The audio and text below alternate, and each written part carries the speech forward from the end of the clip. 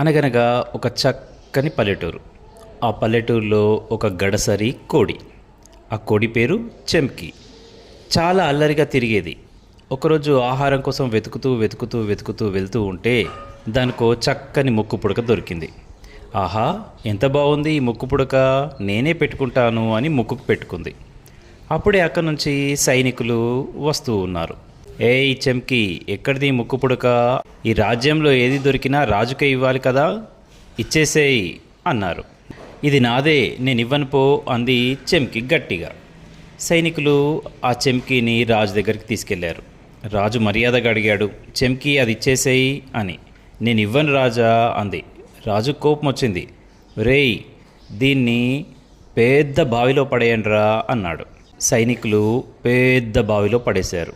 చెంకి గడసరిది కదా, గబగబా గబగబా గబగబా ఆ నీళ్ళన్నీ తాగేసేసి మళ్ళీ రాజు దగ్గరకు వచ్చేసి, రాజా నేను మళ్ళీ వచ్చినా అంది. రేయ్, పెద్ద మంట పెట్టేసి కోడిని అందులో పడేయనరా అన్నాడు రాజు. సైనికులు అన్నట్టుగానే పెద్ద మంట చేసి కోడిని అందులో పడేశారు. చెంకి కదా, బుడుక్ బుడుక్కుమంటూ తను తాగిన నీళ్ళన్నీ బయటకు కక్కేసింది. మంట ఆరిపోయింది. రాజా నేను మళ్ళీ వచ్చినా అంటూ రాజు దగ్గరకు వచ్చి డ్యాన్స్ చేసింది చెంకి. రాజు కోపం వచ్చింది. రేయ్, దీన్ని ఎత్తైన కొండ మీదకి తీసుకెళ్ళి అక్కడి నుంచి పడేయండిరా, అప్పుడు చూద్దాం అన్నాడు రాజు. సైనికులు అలాగే అంటూ ఎత్తైన కొండ మీదకి తీసుకెళ్ళి పడేశారు. గిరగిరాలు తిరుగుతూ చెట్ల కొమ్మలు తాకుతూ పాపం చెంకి కింద పడిపోయింది. దీన్ని తేనెటీగలన్నీ చూశాయి.